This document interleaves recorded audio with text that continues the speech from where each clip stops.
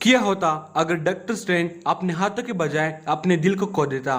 तो hello friend, welcome back to multiversal heroes. मेरा नाम है आमिर खान और आज हम ब्रेक डाउन करेंगे व्हाट इफ के एपिसोड 4 का। तो ये एपिसोड सच में काफी ज्यादा बहुत ज्यादा डार्क और काफी इमोशनल था यार। एपिसोड के लास्ट में तो हम खुद भी रोने लग गए थे। वेल, अब चलिए बिना किसी देरी के वीडियो को स्टार्ट करते हैं। तो इस यूनिवर्स में हम देखते हैं कि डॉक्टर स्ट्रेंज उस इवेंट में जाने वाला है जहां पर मूवी में उसकी एक्सीडेंट होने वाली है। लेकिन इस यूनिवर्स में वो अकेला नहीं जा रहा, बल्कि उसके साथ है क्रिस्टीन पामर। हालांकि मूवी में उन दोनों का ब्रेकअप हुआ था और वो अकेले गया था, लेकिन यहाँ पर क्रिस्टीन भी उसके साथ जा रही है। वेल, तो हम देखते हैं कि यहाँ कार का एक्सीडेंट हो जाता है, बट इस बार डॉक्टर स्ट्रेंज को कुछ नहीं होता, लेकिन क्रिस्टीन मर गई और उसके साथ स्ट्रेंज अपना दिल भी हार गया। वो इतना डिप्रेस हो जाता है कि इस वजह से वो कमरताज चला जाता है अपने आंसर ढूंढने के लिए, जहाँ से वो मिस्टिक आर्ट को सीख लेता है। वो डरमाओ के साथ बार्गेन करता है और बन जाता है सोर्सर सुप्रीम। अब 2 साल गुजर चुके हैं, एंशिएंट फन भी मर चुकी है, लेकिन स्ट्रेंज के दिल से अभी तक क्रिस्टीन नहीं गई है। वो अब भी उसके बारे में सोचता रहता है, जहां वो उसे वार्न करते हैं कि कुछ भी गड़बड़ करने से पहले हमारे साथ यहाँ आओ। लेकिन यहाँ स्ट्रेंज आया फिकमोल्टो का यूज करके टाइम में पीछे जाता है उस रात उसी टाइम पर। अब यहाँ सब कुछ सेम होता है, लेकिन इस बार स्ट्रेंज थोड़ी एहतियात करता है कि यहाँ पर वो एक्सीडेंट फिर से ना हो। लेकिन वो फिर भी मर जाती है। एक्सीडेंट हो जाता है, वो फिर से ट्राई करता है, वो फिर मर जाती है। वो फिर से ट्राई करता है, वो फिर से करता है, वो फिर से करता है। इस तरह वो काउंटलेस टाइम ट्राई करता है उसे बचाने की, लेकिन हर बार वो किसी न किसी तरीके से मर जाती है। स्ट्रेंज उसे रेस्टोरेंट ले जाता है तो वहाँ कोई गोली मार देता है। वो उसे पिकअप ही नहीं करता, फिर भी वो मर जाती है। क्रिस्टीन कार चलाती है, लेकिन वो फिर भी मर जाती है। फिर यहाँ एंशिएंट वन की सोल आती है, जो कि स्ट्रेंज को समझाती है कि तुम उसे नहीं बचा सकते, बल्कि कोई भी नहीं, क्योंकि उसकी मौत टाइम में एक एब्सोल्यूट पॉइंट है, जिसका मतलब कि एक अनचेंजेबल और अनमूवेबल पॉइंट है।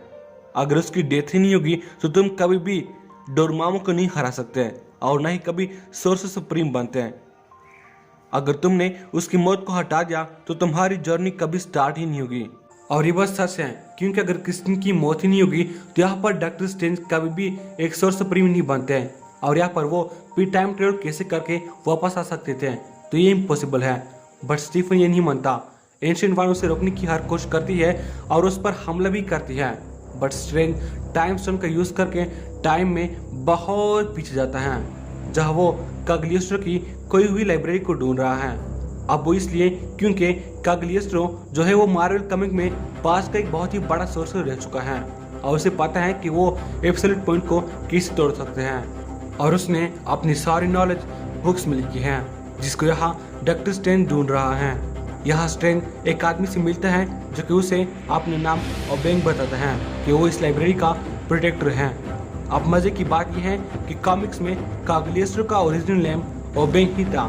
फिर यहाँ वो लाइब्रेरी पहुंच जाता है और उसे मिल जाता है टाइम मैनिपुलेशन का बुक। अब यही सेम बुक हमने डॉक्टर स्ट्रेंज मूवी में भी देखा था, जहाँ से डॉक्टर स्ट्रेंज टाइम ट्रेवल के बारे में सीखता है। एंशिएंट फन ने भी डार्क डायमेंशन से एनर्जी हासिल करने वाला स्पेल इसी बुक से लिया था, और यह हम वो निशान भी इस पेज पर देखते हैं जिसे गाइजिलस ने पाड़ दिया था डोरमामो को समन करने के लिए। वेल, स्ट्रेंज को यहाँ से पता चलता है कि एब्सोल्यूट पॉइंट को तोड़ने के लिए इंतहाई ज़्यादा एनर्जी की ज़रूरत होती है, जो कि एक तरफ नामुमकिन है, लेकिन उसे हासिल किया जा सकता है दूसरे बीइंग की एनर्जी को ऑब्जर्व करके। फिर क्या, डॉक्टर स्ट्रेंज दूसरे मिस्टिकल बीइंग से एब्जॉर्प्शन स्टार्ट करता है। यहाँ वो एक दूसरे डायमेंशन के एक सोर्सर बग से केप लेता है। हालांकि ये काफ़ी अजीब है, क्योंकि केप यानी कि जो क्लॉक होती है वो खुद मालिक को चुन लेती है, लेकिन यहाँ पर डॉक्टर स्ट्रेंज एक दूसरे सोर्स से छीन लेता है। वेल, यहाँ वो तोड़ के गोड्स को ऑब्जर्व करता है, जिसे कॉमिक में हमने देखा है। एक डीसी के रेवन की तरह बीइंग को भी ऑब्जर्व करते हैं, एक ड्रैगन को भी, और इस तरह के और भी काफ़ी सारे मिस्टिकल बीइंग को ऑब्जर्व करने लग जाता है। अब यहाँ वो इतना पावरफुल होने लगता है कि उसे वॉचर की प्रेजेंस भी महसूस होने लगती है, जिसका मतलब ये हुआ कि कोई बहुत ही पावरफुल बीइंग ही वॉचर को देख सकते हैं। अब यहाँ स्ट्रेंज फिर से मिस्टिकल बीइंग को ऑब्जर्व करने लग जाते हैं, जब भी स्ट्रेंज किसी बींग को ऑब्जर्व करता है तो वो उसका रूप भी ले लेता है, जो कि काफ़ी ज़्यादा डरावना और भयानक होता है।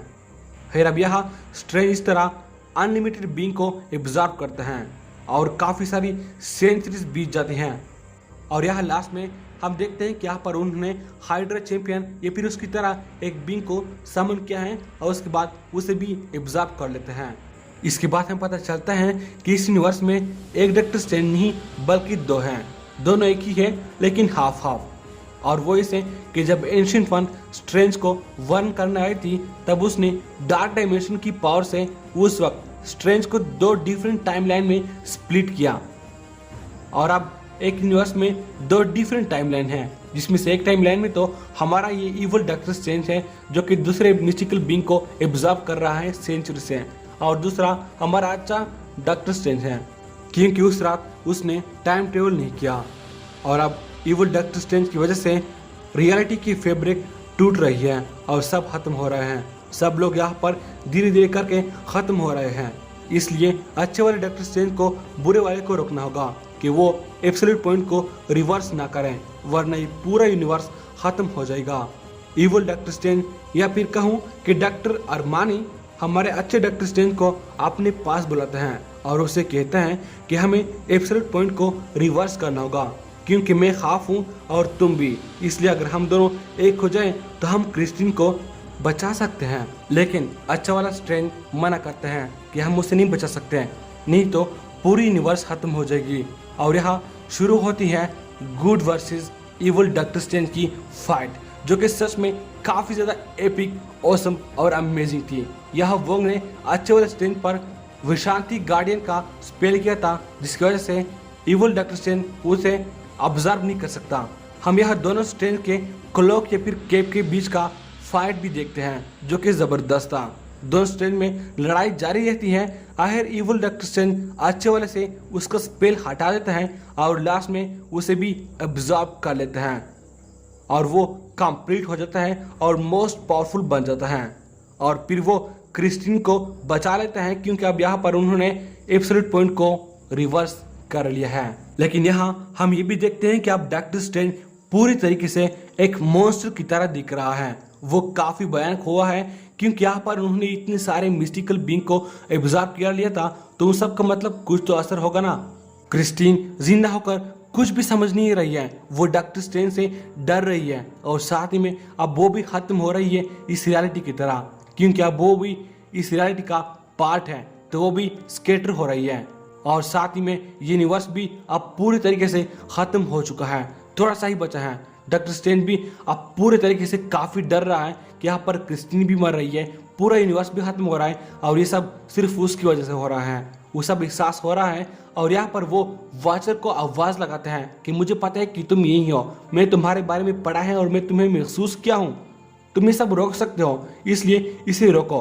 तब यहाँ पर वॉचर उसे कहता है कि तुम्हें पहले से ही वार्न कर लिया गया था। स्ट्रेंज कहता है कि और उसे भीख मांगते हैं कि फिर तुम मुझे सजा दो, उसे क्रिस्टीन और बाकी यूनिवर्स की सजा नहीं मिलनी चाहिए। लेकिन वॉचर कहता है कि मैं इंटरफेयर नहीं कर सकता। अब यहाँ पर अगर बात की जाए वॉचर के इंटरफेयर करने की कि वो कब इंटरफेयर करेगा, तो अगर आपने महसूस किया है तो यह व्हाट इफ के हर एक एपिसोड के गुजरने के साथ वॉचर यहाँ पर और भी ज्यादा इन्वॉल्व हो रहा है।